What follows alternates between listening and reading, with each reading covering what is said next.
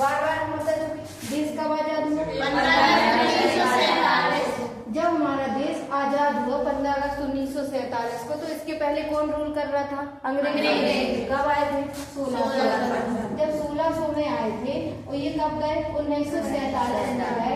तो जब इन्हें इतने 250 साल से ज्यादा तक शासन कर लिया, तो इन लोगों ने कैसे शासन किया होगा? अपन में क्या रही होगी? एकजुटता की कमी रही होगी, कोई कारण रहे होंगे ना। काय की कमी थी? उस समय पे कैसा शासन चलता था? राजा रजवाड़ों का। कैसा चलता था? जब 1857 की क्रांति हुई, तो 1857 की क्रांति में हम एक तरफा जीत रहे थे, लेकिन क्या हो गया था? फूट डालो शासन करो, हमारे आपसी तालमेल नहीं बन पा रहे थे, इसलिए कौन आके शासन कर गया? अंग्रेज। जब अंग्रेज चले गए 15 अगस्त 1947 को, तो क्या ये जो आज हम राष्ट्रपिता किसको मानते हैं? महात्मा गांधी जी को, जबकि सारे लीडर्स ने अपना योगदान दिया। गांधी जी को क्यों हम राष्ट्रपिता मानते? क्योंकि गांधी जी ने जब 1915 में ये कहाँ से लौटे? दक्षिण अफ्रीका से गए। कब थे? 1909 में। जब ये 1909 में दक्षिण अफ्रीका गए थे, 1915 में भारत लौटे, तो इनने 1947 की जो आजादी मिली, ये समझ गए थे कि अगर हम 1915 में ही आजादी दिला देंगे तो वो आजादी किसी मतलब की नहीं रहेगी। क्या नहीं रहेगी? जैसे आज हम पे अंग्रेज रूल करके चले गए, वो बाहरी लोग थे, लेकिन आज कहीं ना कहीं हमारे अपने लोग हमारा शोषण कर रहे कि नहीं? कर रहे हैं। बस क्या हो गया? विदेशी की लात तो अपनी लात में अंतर क्या होता कि किसी लाला लाजपत राय ने बोला है ना कि विदेशी मारे तो बुरा लगता, अपने मारे तो बुरा नहीं लगता। तो गांधी जी क्या चाह रहे थे कि विदेशी लोगों को तो हम एक दिन में भगा देंगे। कारण क्योंकि इनने हम पे राजनीतिक और प्रशासनिक तरीके से हम वो किया था, क्या हमारे ऊपर ये शासन कर रहे थे। ये कोई मिलिट्री से थोड़ी ने युद्ध लड़ा था, तो ये अपने आप को जस्टिफाई कर रहे थे। कौन? अंग्रेज। क्योंकि इनने कैसे हम पे शासन किया था? राजनीतिक तरीके से। पहले हम समझ नहीं पा रहे थे। तो जब 1915 में गांधी जी कहाँ आए? भारत आए। और हम किसके, हमारे देश में कौन रूल कर रहा था? अंग्रेज। तो एक साल इन्होंने कहा कि हमें सिर्फ लोगों को समझना है। क्या करना? समझना। तो एक साल इन्होंने पूरे भारत में सिर्फ घूमा। क्या किया? इसी के बाद तो 1917 में जब 3 होते ना, चंपारण आंदोलन, ये सब असहयोग आंदोलन 1920 में, ये सब बाद में होते, क्योंकि गांधी जी क्या समझ जाते कि हमारे देश में क्या है? एकजुटता नहीं है। क्या नहीं है? एकजुटता नहीं। और अंग्रेज रूल कर रहे लोगों को उससे मतलब ही नहीं है। तो हमें क्या करना था? उनके अंदर भाव जगाना था कि आपके ऊपर अंग्रेज शासन कर रहे हैं। अगर हर व्यक्ति विरोध करता तो वो शासन कर पाते क्या? नहीं। तो गांधी जी को राष्ट्रपिता क्यों माना जाता? क्योंकि गांधी जी भले 1947 में हमको आजादी मिली, लेकिन हमको मानसिक रूप से तैयार कराने में सबसे बड़ा श्रेय किसका है? गांधी जी का। इसलिए उनको राष्ट्रपिता कहा जाता। समझ रहे? क्योंकि वो आजादी अगर मिल भी जाती हमको तो वो सतत नहीं रहती। आज जैसे कोई पाकिस्तान का व्यक्ति आके कहते भारत खराब है, तो हमारा खून गर्म हो जाता कि नहीं? तो ये वाला काम किसने किया? गांधी जी ने। तो जब हम 1947 में आजाद हुए, तो उस समय पे हमारे देश में कितनी रियासतें थी? 545 गिनती की थी। 545 गिनती की थी, लेकिन इससे ज्यादा रियासतें थी, लेकिन 545 मेन थी। अब हम हो गए आजाद और हम कैसा भारत बनाना चाह रहे थे? अखंड भारत। अखंड भारत मतलब जिसको तोड़ा ना जा सके। और इसी के साथ साथ पाकिस्तान अलग हो गया था। समझना उस चीज को। हमारे एक तरफ पाकिस्तान हमसे अलग हो गया, जो हमारा अभिन्न अंग है। अब भारत को क्या डर सताने लगा कि ये जो 545 रियासतें हैं, ये भी तो एग्री हो कि हमें भारत में शामिल होना है। अगर ये बोल देंगे कि हमें पाकिस्तान में जाना है या फिर भारत में नहीं रहना, हमें स्वतंत्र में रहना है, तो भारत क्या कर लेगा? क्या कर लेगा? बताओ। उस समय की स्थिति क्या थी? अशिक्षा, गरीबी चरम पे थी, बेरोजगारी। तो जब 15 अगस्त 1947 को हम आजाद हुए, तो हमारा सबसे बड़ा लक्ष्य क्या था कि हमें भारत कैसा बनाना? अखंड भारत। अब जब ये 545 रियासतें थी, तो इनके पास 3 ऑप्शन थे। कितने ऑप्शन थे? 3। पहला था कि आप भारत में शामिल हो जाओ। काय में? दूसरा ऑप्शन था आप पाकिस्तान में चले जाओ। और तीसरा था आप स्वतंत्र हो जाओ। क्या हो जाओ? स्वतंत्र से तात्पर्य जैसे ये राजा रजवाड़े अपने लोगों से कर लेते थे, उनके लिए काम करते थे, इनको भारत से मतलब नहीं था। जैसे ये क्षेत्र है, ये अपने क्षेत्र को देखते थे, ये सब अपने अपने को देख रहे थे, लेकिन हमें भारत जो एक हो। लेकिन इसी का भी हम कार्य स्वरूप देखते हैं, जैसे पंचायती राज है तो वहां पे लोग अपने लिए काम कर रहे हैं, लेकिन है तो हम भारत ना। तो जब 545 रियासतों के सामने ये 3 ऑप्शन रखे गए, तो आप लोग एक चीज सोच के बताना कि ये 3 ऑप्शन अंग्रेज देंगे कि या भारतीय? अंग्रेज देंगे। अंग्रेज देंगे ना। क्या भारत ये चाहेगा कि 545 रियासतें पाकिस्तान में शामिल हो जाए? भारत तो काय में दुखी था पाकिस्तान को अलग होने में। तो जब लॉर्ड माउंटबेटन, कौन, इनका नाम सुना? इनने क्या रखे भारत के लोगों के जो 545 रियासतें थी, ये लोग गए किसके पास? अंग्रेज पास, कि आप लोग तो छोड़ के चले जा रहे हैं। कब चले जा रहे? 15 अगस्त 1947 को। उसके बाद हम लोग क्या करेंगे? तो इनने कहा, लॉर्ड माउंटबेटन ने, कि आपके पास 3 ऑप्शन है। बहुत अच्छा कॉन्सेप्ट है, मजा आ रहा है जी। 3 ऑप्शन है। पहला, भारत में शामिल हो जाओ। दूसरा, पाकिस्तान में चले जाओ। तीसरा, स्वतंत्र राज्य में। अब बात समझना, इसमें कल 31 अक्टूबर था जी। 31 अक्टूबर को कल क्या था? आज तक सरदार वल्लभ भाई पटेल जी को, क्या आप लोग ज्यादा अच्छे से नेहरू जी को जानते हैं कि पटेल जी को? सही बताना। नेहरू जी के बारे में ज्यादा सुना जी? सुना है जी। पटेल जी को हम क्या मानते हैं कि एक रहे होंगे लीडर, लेकिन आज उनके बारे में समझे। जब ये 545 रियासतें थी, वो हमारा उद्देश्य कैसा था? हमें अखंड भारत बनाना था। कैसा भारत हो? अखंड। अब ये 545 रियासतें क्या करने लगी? ये तैयार नहीं थी भारत में शामिल होने को। क्यों नहीं थी? क्योंकि इनके अधिकार कहाँ चले जाएंगे? भारत पास चले जाएंगे ना। जैसे आपका शासन चल रहा है, तो आप किसी अदर को देना चाहोगे क्या? नहीं। इन्हें क्या करना है इस अखंड भारत से? क्योंकि उस समय हमारे देश में आज जैसे जो आज की परिस्थिति है, इससे उस समय की तुलना हो सकती है क्या? नहीं। जैसे आप नॉर्थ ईस्ट में 7 सिस्टर्स हैं, वो लोग जनजाति हैं, ट्राइबल है, उनका ज्यादा विकास नहीं हुआ, तो उनको भारत से मतलब है क्या? नहीं। वो भारत में शामिल होना चाहेंगे। तो जब ये वाली बात आई, तो फिर ये वाला काम किसको दिया गया? सरदार वल्लभ भाई पटेल को। किसको दिया गया? सरदार वल्लभ भाई पटेल। इनको क्या बोला जाता? लोह पुरुष। आप समझ रहे हैं इनको लोह पुरुष क्यों बोला जाता है? क्योंकि जब 545 रियासतें थी, तो इनको मनाने का काम किसको दिया गया? सरदार वल्लभ भाई पटेल जी को दिया गया, कि आपको इनको काय में शामिल करवाना, और ऐसे शामिल कराना कि ये लोग मान जाए। तो इन्हें क्या किया?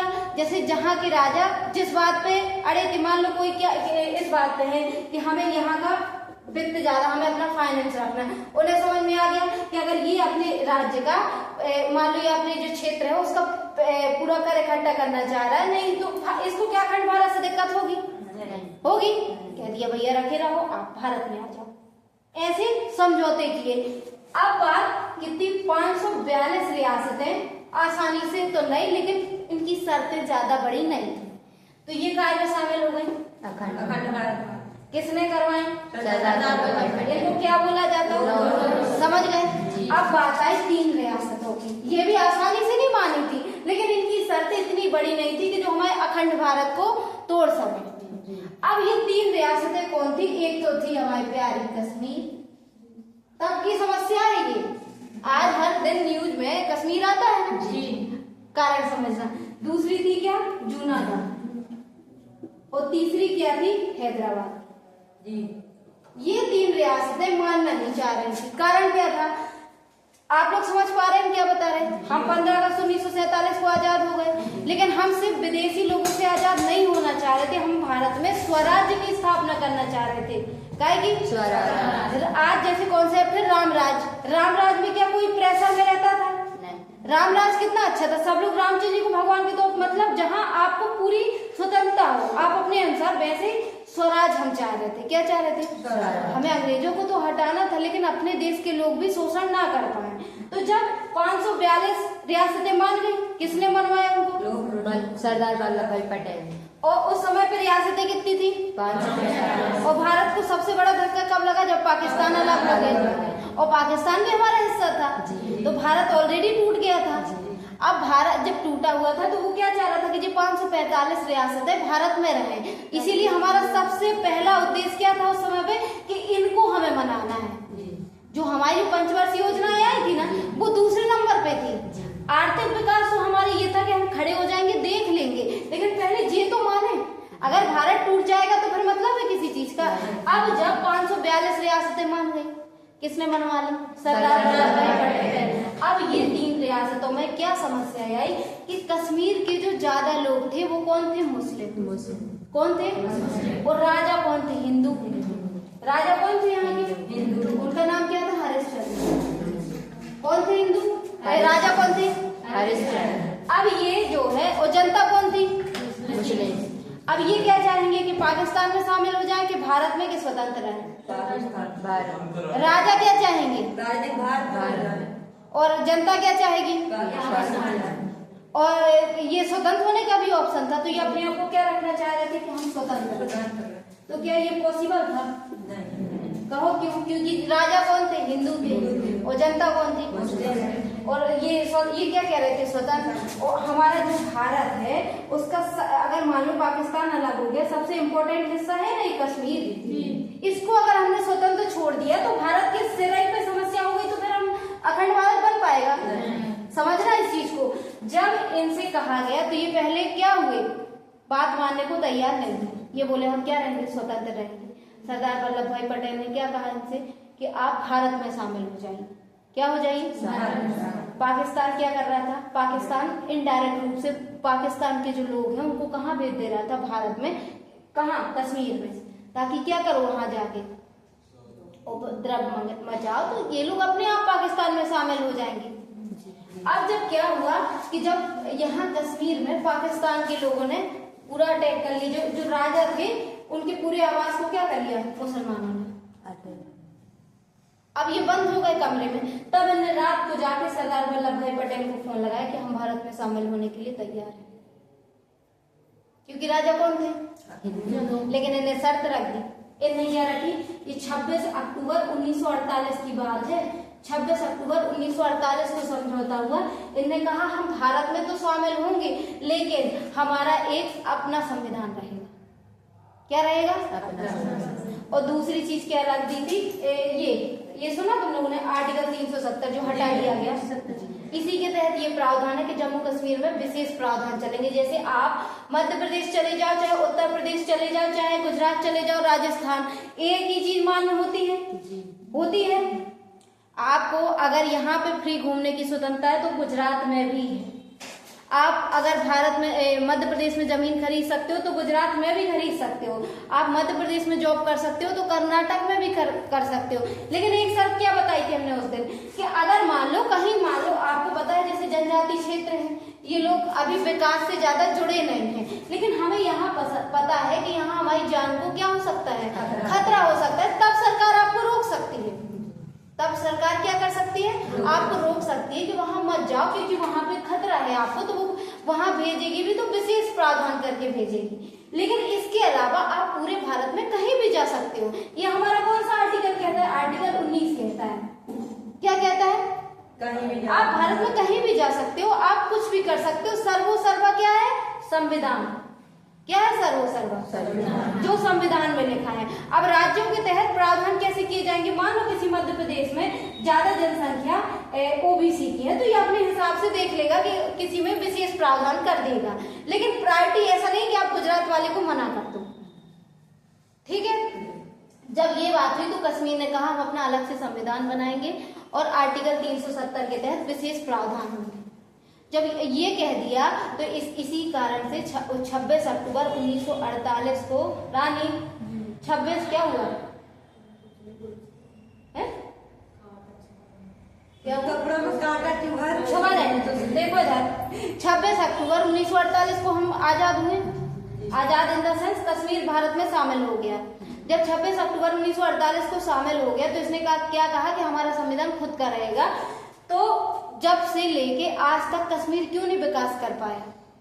क्योंकि 1948 से और जब तक ये 2019 में ये आर्टिकल 370 नहीं हटाया गया था तब तक कश्मीर कैसा था? अलग था। क्योंकि कश्मीर में आप विकास नहीं कर सकते थे क्योंकि वो लोग अपने तहत रूल्स बनाते थे, इसीलिए कश्मीर में कोई जाना नहीं चाह रहा था।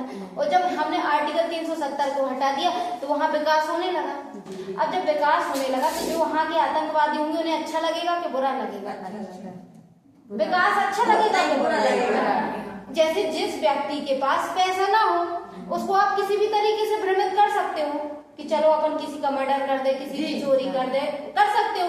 लेकिन जब आपके पास पैसा आ जाएगा, आपके पास नॉलेज आ जाएगी, तो फिर आपको कोई भ्रमित भी करेगा, आप होगे क्या भ्रमित? तो ऐसे ही जब अब 370 आर्टिकल हट गया है, अब वहां पे क्या हो गया, विकास जाने लगा।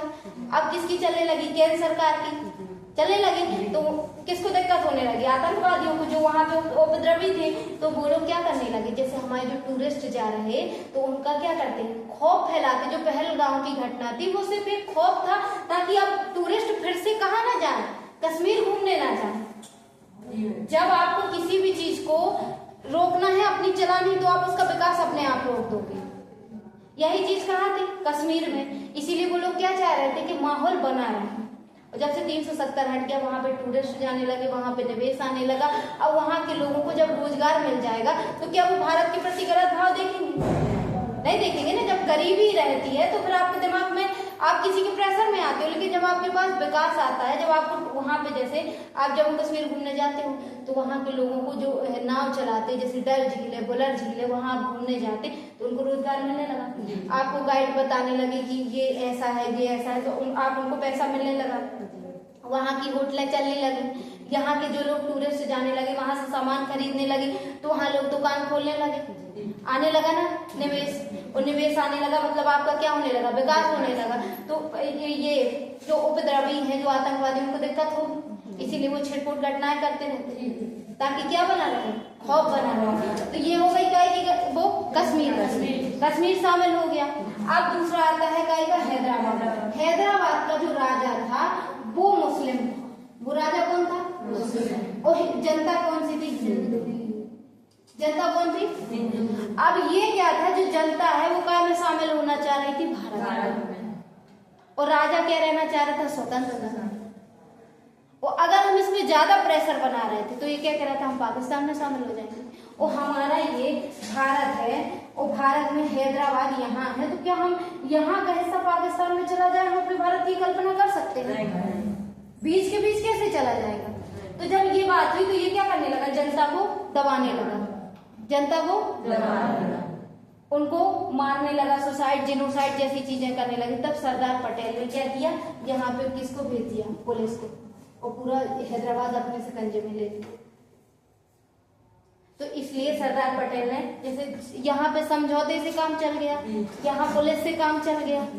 जहाँ जिस चीज से चला वो किसने करवाया, जब चुनाव हुए थे तो इनको प्रधानमंत्री बनाने की प्रबल दावेदारी थी, किसको, लेकिन गांधी जी ने किसका सपोर्ट कर दिया था, नेहरू जी ने। इसलिए प्रधानमंत्री कौन बना, नेहरू जी। और आज हम इनके बारे में कितनी कम चर्चा करते, पटेल जी के बारे में। आज जो अखंड भारत है उसमें बनाने का सबसे बड़ा श्रेय किसको जाता है? अब जब सरदार वल्लभ भाई पटेल ने 545 जो रियासतें थी, इनको क्या करवा दिया, अखंड भारत में शामिल करा दिया। अब हम लोग समझना, हमसे पाकिस्तान अलग हो गया।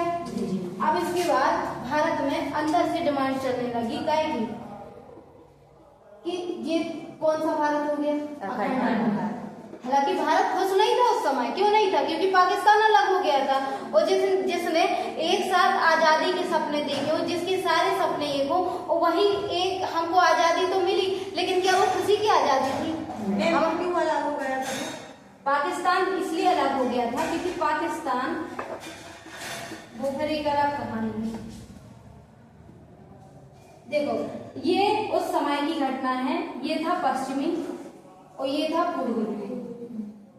जब 1857 की क्रांति हुई, तो हमने किसको अपना नेतृत्व घोषित किया था, मुगल बादशाह बहादुर शाह जफर किया था। वो कौन थे, मुस्लिम थे। यहाँ तक 1857 की क्रांति तक हिंदू और मुस्लिम में भेद करना बड़ा कठिन था, क्योंकि इनमें क्या थी, आपसी एकजुटता थी। 1857 की क्रांति में हमने अपना लीडर किसको घोषित किया था, मुगल बादशाह बहादुर शाह, जबकि वो मुस्लिम थे ना, थे। जबकि तात्या टोपे, रानी लक्ष्मीबाई, ये सब हिंदू थे, लेकिन लीडर किसको घोषित किया, मुगल बादशाह। तो 1857 की जब क्रांति हुई, तो इसके बाद अंग्रेज क्या समझने लगे थे कि 1857 की क्रांति लाने में किसका श्रेय है, मुसलमानों का, किसका है। तो उनने कौन सी पॉलिसी अपनानी, फूट डालो जब 1903 में बंगाल विभाजन की घोषणा हुई, क्यों कराई थी बंगाल विभाजन? आप लोग नहीं समझ, ये हमारा भारत था, यहाँ ये और ये भी भारत का अभिन्न अंग था। लेकिन जब काय की घोषणा हुई कि बंगाल का विभाजन किया जाए तो अंग्रेजों ने कुछ सोचा होगा कि क्यों विभाजन करना, तो उसके दो कारण थे।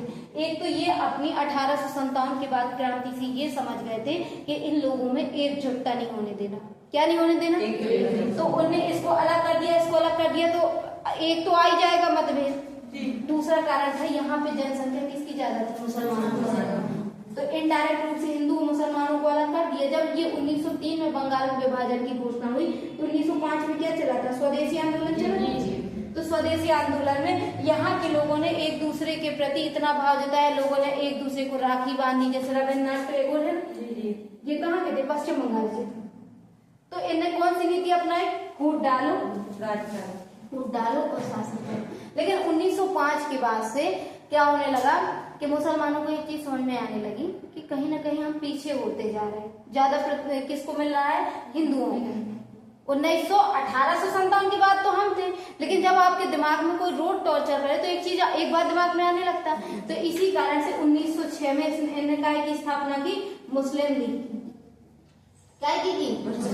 यहाँ तक जो भी हम कर रहे थे वो एक भारत वाले कर रहे थे, लेकिन यहाँ से फूट डालो शासन करो डलहौजी लाया था। डलहौजी ने क्या डाल दिया कि इनको क्या करो? फूट डालो और जब फूट डालो तो इनने काय की स्थापना की? मुस्लिम लीग। मुस्लिम लीग से इनकी जो सारे लीडर्स आने लगे वो कौन थे? मुस्लिम। अब ये अलग तरीके से सोचने लगे। तो जब ये भारत और पाकिस्तान बन रहा था तो क्या कह रहे थे कि मुस्लिम किसको प्रधानमंत्री बनाया जाए? जिन्ना को। किसको बनाया जाए? जिन्ना को। वो जनसंख्या किसकी ज्यादा थी? हिंदुओं की। नहीं पश्चिम बंगाल में। अरे पूरे भारत की बात कर रहे हैं, किसकी थी? हिंदुओं की थी। वो ये जनता को काय में देख रहे थे? हिंदू मुस्लिम के रूप में, इसलिए इनके आपसी तालमेल नहीं बने। और फिर पाकिस्तान, वो एक अलग स्टोरी और डिटेल में, लेकिन मेन कारण क्या था कि मुस्लिम वो क्या चाह रहे थे कि लीडर कौन हो? जिन्ना। कौन हो? और हमारे लीडर कौन थे? नेहरू जी। ठीक है। जब इसके बाद ये हो गया, 15 अगस्त 1947 को देश आजाद हुआ। ठीक है। सरदार पटेल ने क्या करवाया? अखंड भारत की स्थापना करवाई। कितना बड़ा श्रेय है, आप लोग उनको सम्मान देते हो? सोचो, आज जो हमारा भारत है इसमें किसका रोल है? सरदार पटेल। अब जब ये हो गया, ये 545 रियासतें हो गई, तो 1948 से अंदर ही अंदर राज्यों में मांग चलने लगी कि हमें अलग राज्य बनाया जाए। क्या बनाया जाए? अलग राज्य। लेकिन आप लोग एक चीज समझिएगा, जो 545 रियासतों वाला मुद्दा था ये भारत के बाहर का मुद्दा था। काय का? लेकिन जो राज्यों की मांग चलने लगी ये अंदर का मुद्दा था। जैसे मान लो कि ये दो भाई हैं, इतना आपका घर है, दो की शादी हो जाए तो एक एक कमरा ऐसे कर दो, तो ये दिक्कत है क्या? नहीं है ना। वो तो आती जैसी जरूरत पड़ी। लेकिन मान लो कि अगर दो की शादी हो जाए, ये पूरी जमीन एक ले ले तो दिक्कत है। तो ये वाला मुद्दा कौन सा था? जब 15 अगस्त 1947 जब हमारी 545 रियासतें थी, उनको सरदार वल्लभ भाई पटेल ने क्या करवाया? अखंड भारत में करवाया कन्वर्ट। इसके बाद अब राज्यों के अंदर मांग चलने लगी कि हमें क्या किया जाए? हमें राज्य बनाया जाए। जब आपको राज्य बनाया जाता है तो आपको कुछ विशेष छूट मिल जाती है। आप वहाँ पे फिर आपकी खुद की विधानसभा होती, आपको स्वायत्ता मिल जाती, आपको पैसा एक्स्ट्रा मिलने लगता है, ये सब चीजें थी। तो 1948 से काय की मांग चलने लगी कि राज्यों का निर्माण किया जाए। काय के आधार पे? भाषा के आधार पर। काय के आधार पर? जब 1948 में तो पहली समिति बनाई गई, कौन सी? एस.के. धन। तो इसने कहा कि राज्यों का जो गठन होना है उसको सिर्फ भाषा के आधार पर नहीं किया जाएगा। आप लोग समझ रहे हैं? राज्यों का जो गठन किया जाएगा उसमें पैमाना सिर्फ भाषा नहीं होगा। क्या नहीं होगी? अब जैसे मान लो कि मध्य प्रदेश है, तो मध्य प्रदेश में सारी भाषाएं हैं। अब कह दो बुंदेलखंड एक अलग राज्य बना दो, क्योंकि यहाँ सारे लोग बुंदेली बोलते, तो बना सकते हैं। लेकिन सिर्फ ये क्या एक फैक्टर है कि बुंदेली भाषा हो? हो सकता है यहाँ पानी की कमी रहती हो, यहाँ की जो जलवायु है वो सारे फैक्टर्स है, ये पिछड़ा हो, तो ये सारे फैक्टर देख के बनाएंगे हम। बनाना कोई दिक्कत नहीं, लेकिन सिर्फ क्या एक फैक्टर ना हो, भाषा फैक्टर ना हो राज्यों को बनाने की। जब दूसरी एस के धन ने क्या कह दिया कि हम सिर्फ भाषा के आधार पर राज्यों को नहीं बनाएंगे, तो फिर कौन सी कमेटी बनती है, JVP। इसमें कौन रहते हैं, जवाहरलाल नेहरू, सरदार वल्लभ भाई पटेल और पट्टाभी सीतारामैया। कौन कौन, जवाहरलाल नेहरू, वल्लभ भाई पटेल और पट्टाभी सीतारामैया।